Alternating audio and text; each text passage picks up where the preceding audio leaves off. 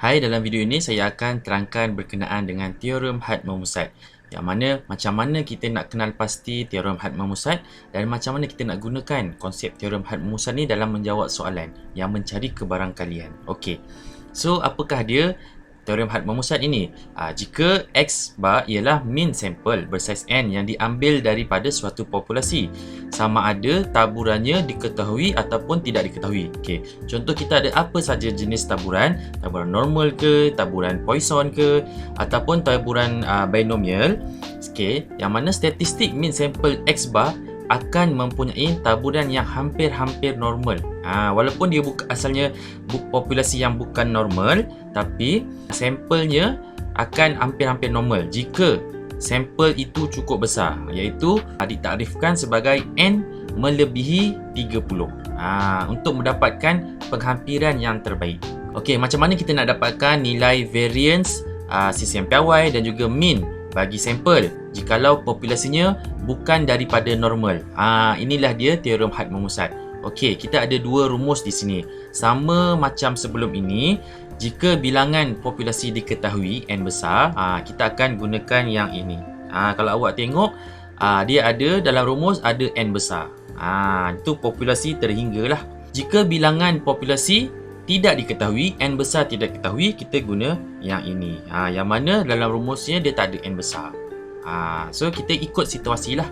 Okey, kita tengok contoh soalan. Jika satu sampel bersaiz 40 diambil daripada setiap taburan berikut, hitung bagi setiap kes kebarangkalian mean sampel melebihi 6.1.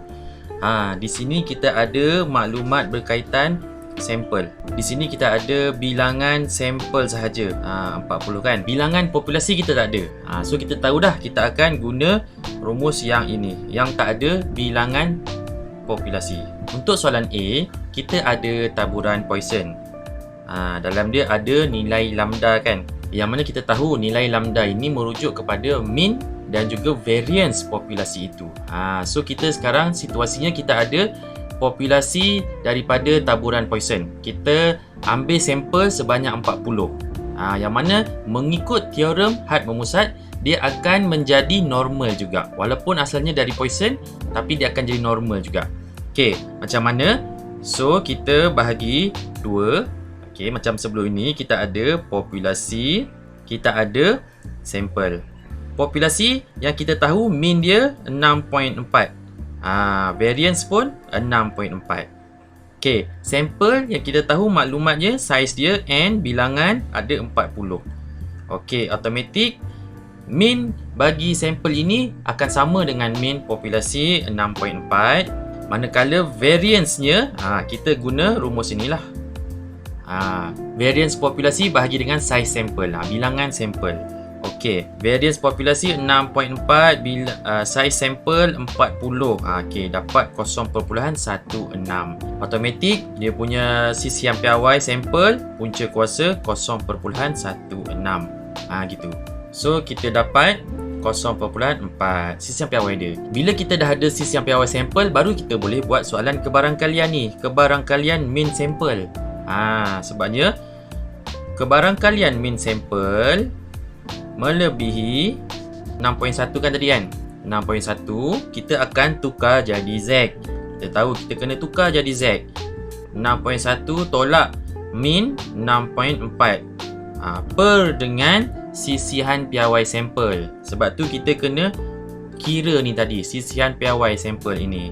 Ralat piawai lah, ralat piawai sama juga. 0.4. Ini apabila kita kira, kita dapat kebarangkalian Z sebenarnya melebihi negatif 0.75. Disebabkan dia negatif, kita kena tukar jadi positif, tukar tanda, automatik jadi positif. Okey, baru tengok jadual, dapatlah sebenarnya nilai kebarangkalian Z itu 0.7734. Macam tu. So sekarang kita nak tengok binomial pula. Okey, untuk soalan binomial kita ada N dan juga P. Ini N, ini P. Yang mana mean ialah N darab P. NP kan? 10 darab 0.6 dapat 6. Manakala variance pula NPQ. N darab P darab Q. 10 darab 0.6 darab dengan Q. Q tu 1 tolak 0.6 dapat 0.4. Jadi 10 darab 0.6 darab 0.4 dapat 2.4. Okey. Ini maklumat berkaitan populasi. Sama macam tadi, daripada taburan binomial itu membekalkan kita maklumat bagi populasi. Kita boleh cari mean dan juga variance bagi populasi. So kita kena tentukan, kena cari untuk sampel pula. Sampel yang kita tahu size sampel sahaja. Bilangan dia. So kita tahu n sama dengan 40. Jadi kita nak cari mean bagi sampel sama dengan mean populasi 6. Okey, seterusnya variance bagi sampel ialah variance populasi 2.4 bahagi dengan size sampel 4 0.06. Automatik sisian piawainya, dalat piawainya, punca kuasa 0.06. Okey, jika soalan meminta ralat piawai, kita kena selesaikanlah ni. Punca kuasa 2 0.06 ni. Tetapi untuk pengiraan tak perlu, kita masukkan dalam pengiraan nanti punca kuasa dalam bentuk punca kuasa 2 ni saja. Sekarang bila kita dah ada sisian piawai bagi sampel, barulah kita boleh cari kebarangkalian mean sampel melebihi 6.1. Kita kena tukar jadi Z. 6.1 tolak dengan mean. Mean tadi inilah 6 tolak dengan 6. Okey, per dengan sisian piawai sampel punca kuasa 2 0.06. Okey, baru kita tekan kalkulator.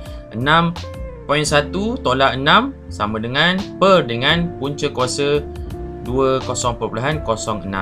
Kita dapat kebarangkalian Z ini sebenarnya lebih besar daripada 0.4082.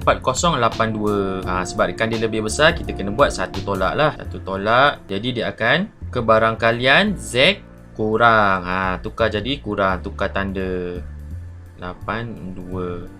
So sini barulah boleh tengok jadual. Dah Z dah kecil, dah positif. Dapat 0.6583. Satu tolak 0.6583 sama dengan jawapan akhir kita 0.3417.